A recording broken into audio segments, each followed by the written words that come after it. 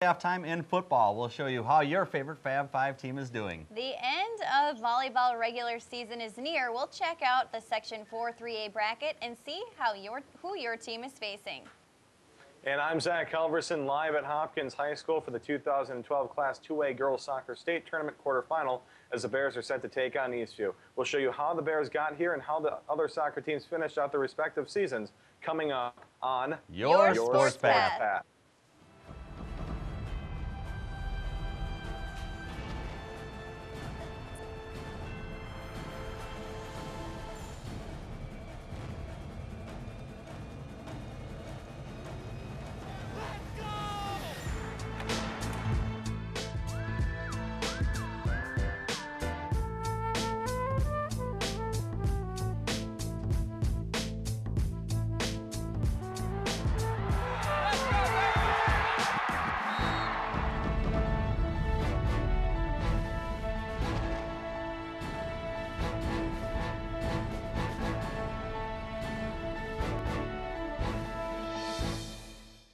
Welcome to the Halloween edition of SportsPath. I am the Count, Tim Peterson. And I am the Countess, Jamie Dustin. We begin with our top story, the White Bear Lake girls soccer team. The Bears beat Tartan in the section quarterfinal and squeezed by Matamita in the semifinal in a game decided by a shootout. The Suburban East Conference champions were looking to prove why they are a top-ranked team in the state during a section final game against Stillwater. Here are the highlights from October 16th. White Bear Stadium, home of the White Bear Lake Bears, and the site of tonight's Section 4AA final between the Stillwater Ponies and the White Bear Lake Bears here on TV 19 Sports. Continuing cutting across, shot, and a beautiful save there for Tara Hahn. Near post. Shear crossing it again, headed a long shot, and a beautiful save. Jordan Foley once again. Kicking it up into the box, opportunity, but Holtes is there. See what Boucher can do. Boucher is up, and it bounces, and Tara Hobbs is there to pick it up. And that ended up resulting in a foul. Foley crossing it up, and a beautiful job by Holthaus reading the bend in that kick. With some speed, Schilling comes across, cuts toward center, takes a big shot, but Tara Hobbs gets behind that one. Wall, the block. There we go. Played up in the air, off the crossbar and out. Oh boy, Madison Shear had a beautiful opportunity. Still in there. Player hurt for White Bear. Looks like she'll get up and come back out. Oh, but she can't get a good shot off, but she passes it over to Shack. Shack with a shot, and Tara Hobbs is there to make the save. Here we go, the corner kick. It's crossed in front. Push forward, still there, and not in the net. No call. Coming right back in. Courtney Knifes with a shot. Skies in, bounces, but Holthaus is there to make the stop. Opportunity here. Far side corner, crossed out in front, and coming up with it is Tara Hobbs. She is one of a kind. Nina Abrahamson. Abrahamson just couldn't force it. Opportunity here. Madison Shear coming in. Shear. Shot! Score! Madison Shear scores! Nice pass ahead made, and Shear just took it right in and eyeballed it nicely and got it to go. Unbelievable job here. The White Bear Lake Bears girls soccer team. One loss this season and have now made it all the way to the state tournament. Madison Shear is the one, the girl who made this all happen with her goal. Yeah, the junior was open, got that lead pass, and was able to put it in the back of the net here late in the second half for the Bears to get the victory. Well, we'll take a quick breather. We'll be back with interviews. You are watching high school girls soccer. I mean, it felt good. We took care of Matamita on Saturday, and then Stillwater beat Woodbury. So for the first time, we weren't going to have to go through Woodbury to get to state. So we didn't want to, we wanted to take that opportunity and make the most of it. And we played pretty good earlier in the year against Stillwater, but my biggest fear coming in the game was last year that we lost to Stillwater in the regular season and then beat them pretty good in the playoffs. So I had that in my back of my mind, and brought up the kids, let's be careful. It's not a trap game, and you know what, they played good tonight, and we took care of business. So. What kind of changed in that locker room? What was said to make things possibly go your way? What moves were made? Yeah. Well, first of all, the kids were pretty, psyched up, and I think their adrenaline was flowing, so we were having trouble. Our offense was a mess the first half. We couldn't really get anything going. It was mainly because of our touches and our passes. So we asked the kids, to settle down, just because it was 0-0 at halftime, just to relax. And then we really wanted to make sure that we were attacking the end lines, on the sidelines, get the ball to the end lines, and we felt pretty good about our chances on set pieces. And we almost got a couple there. One was really close to going in. So we really wanted to push that. And then also our forwards, we asked them to not just run away from the ball, check back on it, and Madison Shear did a really good job of that. That was our biggest adjustments we made. So. And you guys had a close call there earlier in the half. Were you able to see that at all? It looked like the corner kick. A few of the girls threw their hands up like it went in. Yeah.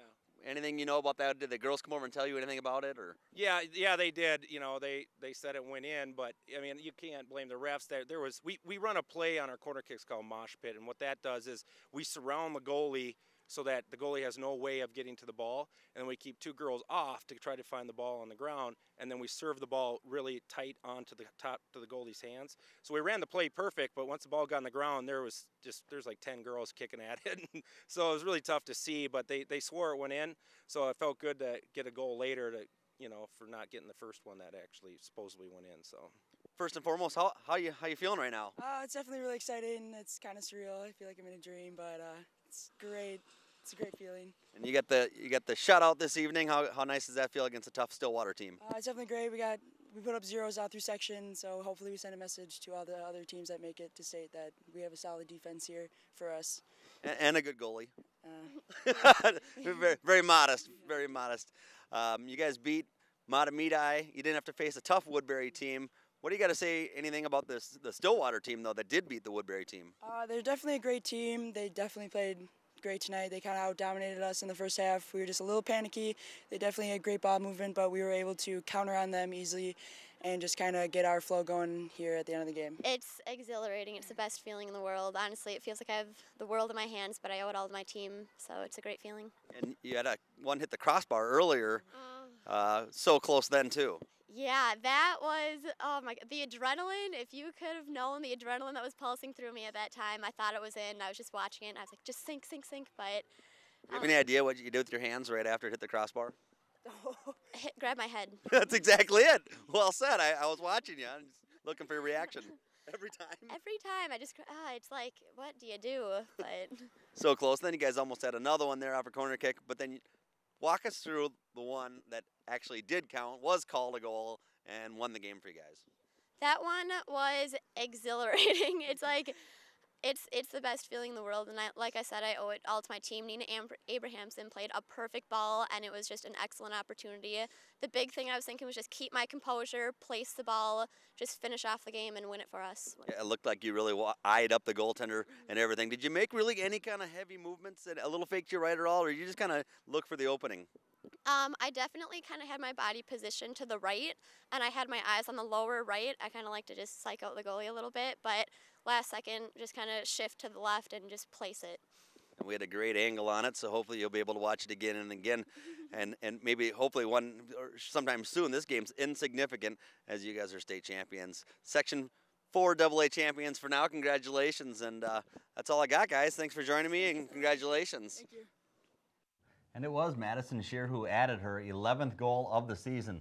The Ponies finished their season with a 12-5-2 overall team record. That win for the Bears sent them to the Class 2A state tournament. The quarterfinals begin tonight as the Bears take on Eastview at Hopkins High School. Our own Zach Halverson joins us live from Hopkins. Zach. Yeah, thanks guys. It has been a fantastic ride for these Bears. The Bears finished off their regular season with a stellar record of 13-1-2. This team has some great leadership in a position that they need it most. As you just heard from, Tara Hobbs is one of the top goalkeepers in the state. She only saw 9 goals go past her and a 91% save percentage this season in 19 games played. The scoring front, however, is led by junior Madison Shear. She has 11 goals and 4 assists on the season, and looking at how they got here wasn't at all an easy road. The quarterfinal was a 6-0 victory over Tartan. However, the semifinal was very different. The Bears did not come out and play their brand of soccer and nearly lost to the only team that beat them in the regular season. The Bears did end up defeating Mahtomedi in a penalty kick shootout in the section semifinal, and then they moved on to play the Ponies, who, as you just saw in the highlights, put up a great fight against these Bears. Now in the state tournament, White Bear Lake looks to do exactly what they did in their second game of the season back on August 25th. They need to beat Eastview. That game had a final score of 2-0, but a lot has changed since then. The Eastview Lightning finished their season 13-3-1 overall and beat top-ranked teams in the process, including Wayzata and Duluth East. The Lightning are coming off a shootout victory in the Section 3 final against Park of Cottage Grove and are looking to continue that winning trend. The Bears and the Lightning begin their section quarterfinal, or their state quarterfinal rather, at 7:30 tonight here in Hopkins on October 24th. Tim and Jamie? Zach, the girls' soccer tournament there seems to be very scary this year. Yeah, definitely very competitive, Tim. And, you know, going through the bracket tonight, we're actually behind me right now. The two teams of Lakeville North and Eden Prairie are getting set and ready to go. Bears obviously starting at 7:30. This game behind me starting at 5:30. And up in St. Cloud State University, Wayzata and St. Michael Albertville are taking each other on. And Centennial and Blaine. Centennial features Men's Soccer Award winner Jenna Roaring. And just the teams, especially the seeded teams here are just phenomenal soccer teams. So I'm positive that every team here in the state tournament knows this, knows how competitive it is, and will hopefully make for a few days of very, very entertaining soccer. Well, thanks, Zach, and go Bears! Go Bears! Yeah, Switching gears now to volleyball, the terrifying Titans and the frightening Polars met twice in the regular season and was requested by many to be covered by TV19. It was clear that North St. Paul wasn't fazed by Tartan's home court advantage in this match back on October 11th. Welcome to Tartan High School. Tonight's game is a volleyball game, and it's a couple of good teams, the Tartan Titans versus the North Polars. Good opportunity for North to put one down. Jaskolski does. Madsen plays it well. Albert can't do much with it. Right in her face. Last time these two teams played, the Titans won the first set. This time at Tartan, North wins the first set. Bumped up, trying to get Vukmanovic to be like MC Hammer and keep the hammer time rolling, and there she does. At the net, and Tia's not going to miss out on too many of them. She's got good ups. Urban tickles the twine and gets it to drop down. Albert dug, but not enough. Getting down underneath the net. That serve hits the top of the net, drops right down. What a lovely serve by Holly Elwanger. Krenz digs it. Good opportunity for Tartan. Oh, nobody went after it. Bumped up, nobody went to play it. And that is set point. North gets it. Morris will just tap it and gets it to land in. Coach Anderson wanted it. Vukmanovic will try again and get it to go this time. There's a dig by Crave. Or Krenz, I don't know how she did that one. Not liable. Get down with your bad self. Play back over. Krenz, set. Urban puts it right in to Kayla Morris. Morris getting a workout here. And it pays off. Reyes to serve. And serves it beautifully. Casa serves, and another ace, and we're even at 20. Hit off the rafter, kept alive. And from the back row of Vukmanovic, putting it down. Tricky, doesn't pay off. Albert blocked at the net, and winner win a chicken dinner. North comes to Tartan and takes it 3-0. North Polars this evening, you guys played very well. You got the victory against Tartan once again. Last time it was a lot closer. This time you kind of rolled over them. What went different this time compared to last time? I think we played more as a team this year, and I think just we were pumped up more, and we're just on a roll right now. After being Hill, we're just really pumped up to play. Sections coming up. Explain what your thoughts are on sections as far as, I mean, it's one, you got a game in between there still. But as far as what you're seeing, or you guys have a few games in between there still, don't you? You have a tournament or something? We have one more game left. Oh, and tournament, Alexandria this weekend. So explain, looking past all, though I know a lot of people don't want to look further than you have to. You're looking forward to in sections? Looking forward to winning and playing our hardest and playing as a team and just having fun. Best of luck the rest of the season. We'll see you guys in the studio, or myself in studio. Tim Peterson, TV19 Sports. It was North St. Paul's match all the way as they shut out the Titans 3-0. That score is not foreign to the Polars as they finished out their last conference matches with all 3-0 shutouts. In fact, the North St. Paul hasn't lost a set in conference play since September 27th against Hill Murray. Now that's blood-curdling. It is.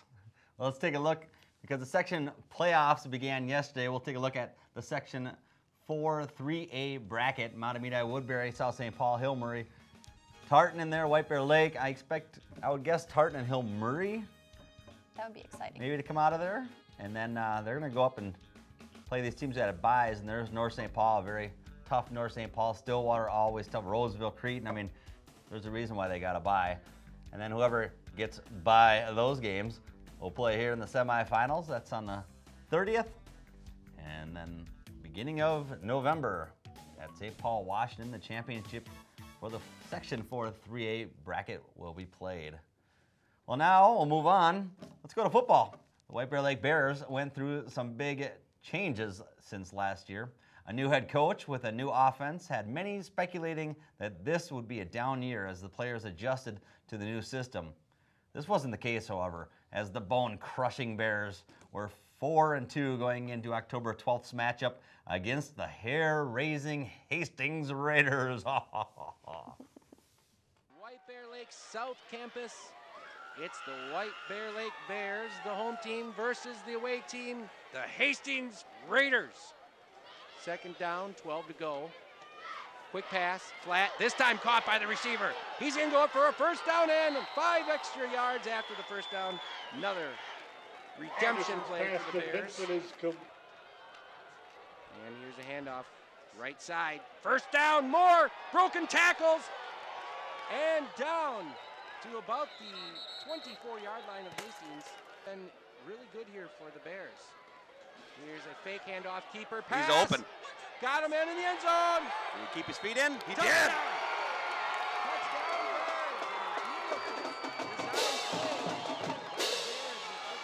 Touchdown Bears. Right, Seahawks back at the end of the field. Got his feet in and connected to the ball for the touchdown. The Bears on their first drive do a magnificent job just marching down. Right now he's just running with the receiver, but when the ball's in the air, he turns and there he gets his fingers on it. Deflection by the Bears, number 8. All right, Tim, we'll be right back. I hope you're enjoying the 6-0 game on TV19. Here's drop back, dangerous pass, air under it, and he makes the catch. 5. Drop back, there's pressure. Interception, now time. He's gone. Luis's pass is intercepted by the Bears, number 5, Trevor Selansky. Injury, timeout.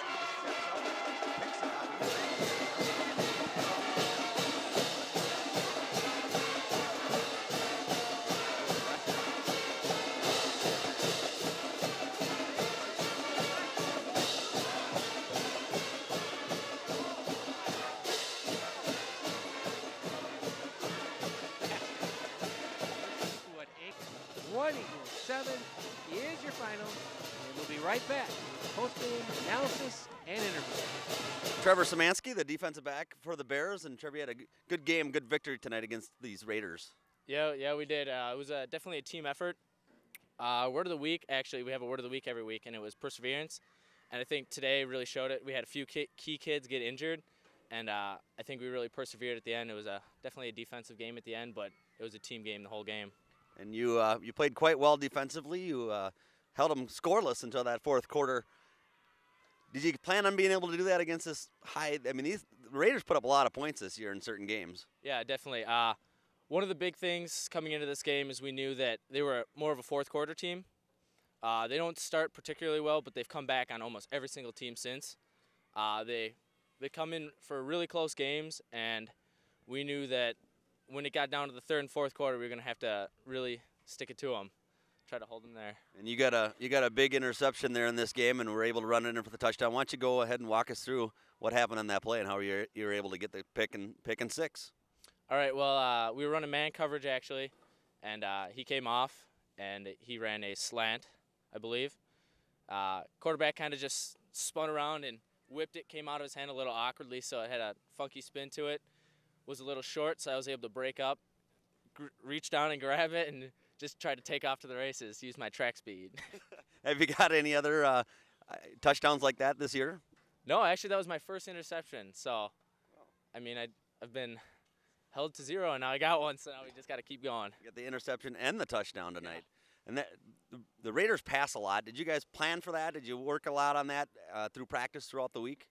Yeah, definitely. We knew that they were a big passing team, and then they ran like the dive and a few other things, but we definitely knew coming in that they like to throw the ball deep, and they'll put it up there for anyone to grab. Yeah, that quarterback Weiss had a good arm, and his brother was out there catching balls for him too. It's probably pretty fun to have that connection. Were you well aware of that as well? Yeah, we actually thought he was his brother, but we weren't exactly sure. But yeah, we definitely knew that they were going to be a dynamic duo, so we had to try to shut them down. You guys got the big win tonight. Congratulations, right, and thank you. There's still hope alive to win this tough conference for you guys. Oh yes, sir. We're going.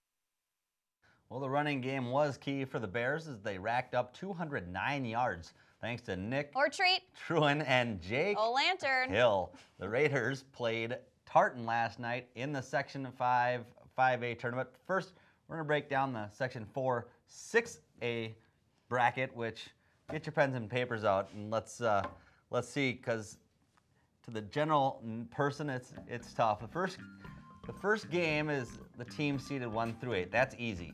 The second game, the top 4 teams from each section are matched up with the other section, pending that they had won. And then the third game, state quarterfinal, that takes place at the Dome. You skipped one, Jamie. The highest seed from Section 1 plays the lowest seed from the other section, and then the quarterfinal, and then the state semi, and the rest kind of goes from there. But they're mixing 2 brackets into one, and it gets to be a bit confusing. So see, it's so confusing I don't even follow it. Mixing you up, and just keep watching SportsPath, and we'll get you caught up eventually here every other week. And here is the Section 4, what is that, 6A bracket now, finally. That's what it looks like to start. It's going to look different after the first round, but that's how it looks. Stillwater up top there. You got North, White Bear, Roseville. That'll be a good game. And pay attention to the times and dates, because we run cameras out to these games and we expect to see everybody. I mean, we do a head count, Jamie. So keep an eye, and then move to the 3-6A. And that's just the rest of the teams. So the teams that all win are going to play each other. So they'll take, the best out of here, the top 4 out of here, the top 4 out of the other one, and then that'll make for the next bracket. And you carry the 1, and then make sure you cross the T and add 2. You get dot the I and divide by 4. And as it keeps going, this is more or less just, if you know your team keeps winning, these are the dates they're going to be playing on as it gets down to the nitty-gritty of it all, and then finally to the Dome there. And all the games for the semis and championship and all held at the good old Metrodome. So now we'll try a new calculator and a new bracket. I think the last calculator broke. This one, Section 4 5A, with Matamidi playing, and they actually got the victory there. They beat Irondale. Yeah, but look, we have 2 teams on there that had shutout games, so this is going to be a good bracket to watch. But they're not going to have to play each other. Nope. So there's what it's looking like for the 27th of October. Both games being held at 1 o'clock, and then the final championship on the 2nd of November. Let's check in on White Bear Lake and North St. Paul in Section 4 6A. We already did that one. Oh. There's so many A's, and we should just put the bracket up and figure it out from there. All right. So many numbers, and Your paper in front of you, Jamie, is just a mess with all the numbers you've written on it. I know. So there's Hastings, a good Hastings team, lost to Tartan, and Tartan's a good team too, but man, I wouldn't have expected a score like that. But congratulations to Tartan moving on early on here, along with Simley. And Simley gets St. Thomas Academy. You know, every team in this bracket had a losing record except for St. Thomas, who was 7-1. Wow. You can kind of guess whoever is probably going to predict will come out of this, but you never know. Tartan's still alive. I'm taking the underdog. Going with the underdog. Go with Tartan. Championship on the 2nd. So that'll be fun. Yeah, I'm excited about that. And finally, number 2 seeded Hill Murray got a bye in Section 4-4A. Let's take a look to see who they're playing in that bracket. You can see we've got it up right there. Yeah, they're going to get Harding. Harding beating a good Como Park team. And up on the top there, you see New Life Academy of Woodbury, or NLA, as I guess the people in the biz might call it. They both get victories and move on. So Hill will get Harding, and New Life will get South St. Paul. And after that game, they might need New Life because South St. Paul, or as they say in South St. Paul is a very good team. And that championship game will be on the 2nd as well. So pay attention to those teams if you want to make it out to the games on where they're going to be playing and the times they're going to be playing at. So Matamidi girls tennis had a great run in Section 4AA, and congratulations to them. And the quarterfinals, state section quarterfinals, will be starting here soon. That's exciting. Zach Halverson started volunteering right here at On Location TV 19 5 years ago and received the 2011 Volunteer of the Year award. He's a senior at White Bear Lake, and he launched a website over the summer with his good buddy Chad Olson, and WCCO TV's John Lauritsen did a story on the Halverson-Olson radio network, commonly known as The Horn. Here's the story that aired on October 12th. Amazing atmosphere. Some strive to be standout athletes. Some strive to be standout students. Center, and Redmond takes it down the field. He is getting towards the end zone, pushed down by Brager. These guys strive to be the voice of White Bear Lake High School. We had tons of fun on the broadcast and in the student section, so I'm really surprised of how great it's gone so far. But it didn't start out that way for seniors Chad Olson and Zach Halverson. Last spring, they got an idea to create an online radio network for White Bear Lake sports, something people could listen to in real time. Donations helped make that possible, and the name came easy enough. And it was HORN, Halverson-Olson Radio Network, now The Horn. The kickoff, though, was a bit of a challenge. The first game of the year wasn't what they expected. We left the stadium thinking, oh, this is our senior year and we're going to have to be doing this all season. And, you know, we weren't really having a ton of fun. And the duo started to get more comfortable on air, and in a game against Woodbury, The Horn was officially born. Connection, and the Bears lead 27-6. We both just went nuts on the air, and I listened to it like the next day or whatever. We're just screaming. And ever since then, each week that we go along, it seems to get better and better. The Friends have taken their show on the road. Not only do they broadcast home games in the student section, but they do the same thing for away games. Like their classmates on the field, they've become fan favorites in the stands. The student section chanted Halvey, Halvey for me, and then ended up chanting, you know, Chad, Chad, Chad like that, and amazing experience, absolutely. Thanks to WCCO TV and John Lauritsen once again for that story on our very own Zach Halverson. Speaking of Zach, let's bring him back in here, and Zach, tell us all about what you got out there in Hopkins, as we thank them also for having us be out there. Yeah, just thanks to the people here. I believe her name was Tiffany, helping me set up and get on the internet and all that. So thanks a lot, and it's been a great time here at Hopkins. Fantastic. Well, that's going to do it, Jamie, for this episode of SportsPath. Thanks for watching us. Check us out on Facebook, and make sure to join us on the next SportsPath in 2 weeks. We'll be live at 5. That's about all we got. Happy Halloween, huh?